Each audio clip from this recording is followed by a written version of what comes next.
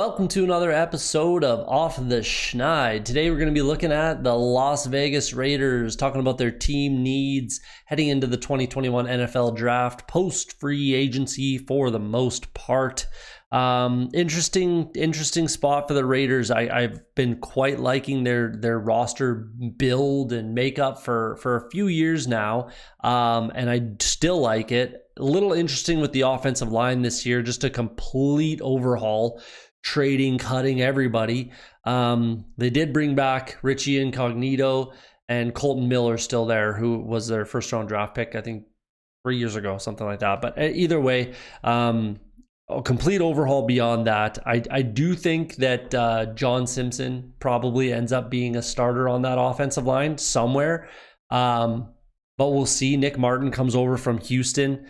And then they got a bunch of pieces that are, either depth or they are the guy, and we'll see, but you got to bring in competition to see who's who and, who ends up playing. You just want your best five guys out there. That's it. You want your best five linemen out there every week, week in, week out. So take it from there. And, they have a reasonable amount of capital to make that happen. 4 picks inside the top 100. So they can definitely make that happen and fill those holes.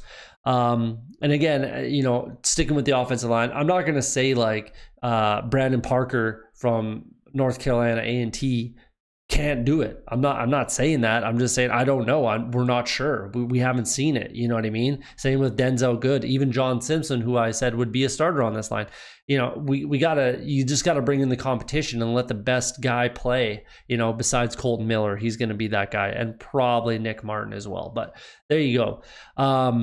Bring in Kenyon Drake from Arizona. So now they got Josh Jacobs and Kenyon Drake, as well as Jalen Richard still there. Brought back Theo Riddick as well. So they got some pass catching guys. Alec Ingold is still there. A pretty underrated fullback, actually, if you like fullbacks.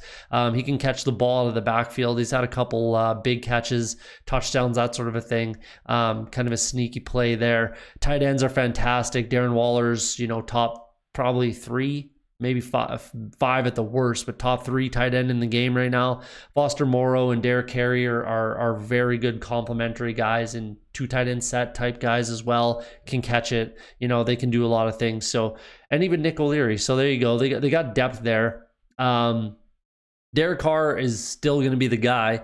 They could completely wash their hands of him for the most part. Cut him for 2.5 cap hit.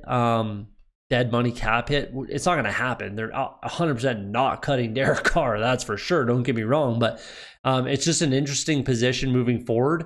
So we'll see. And Marcus Mariota's there. He played well when called upon. It's an interesting spot at quarterback for the Raiders. Going forward, they can wash their hands of Derek Carr pretty easily. So we'll see. And that that's not a great feeling for Derek Carr, but we'll see how that all kind of washes out in the end. As far as wide receivers, they lost Nelson Aguilar. I think like Henry Ruggs has got to be that guy this year. He's got to be that guy that they drafted him to be this year. I do like Brian Edwards quite a bit out of South Carolina, I believe is where he played.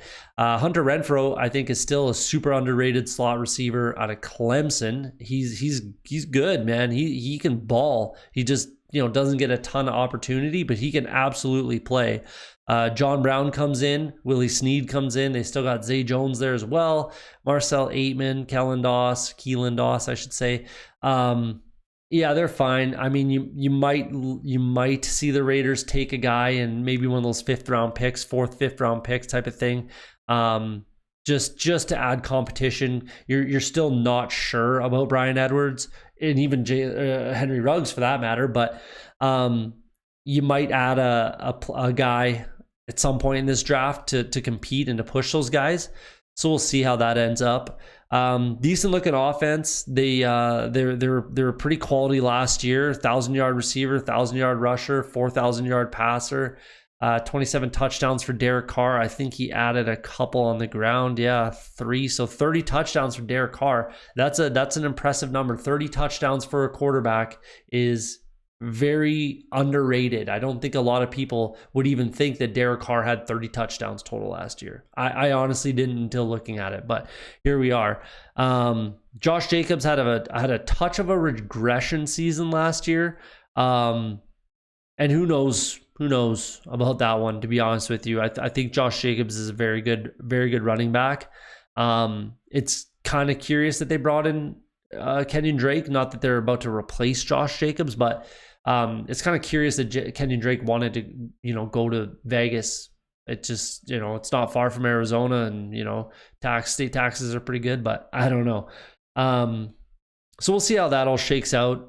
Offensively, but in the pass catching game, they need those guys to take that step. I think Hunter Renfrow is going to stay where he's at. Darren Waller should stay where he's at, but they need one of those two between Bryan Edwards and Henry Ruggs to, take that next step. But if not, John Brown, Willie Snead, Zay Jones, you got some depth there. Move to the defensive side of the ball. I think they got a ton of depth.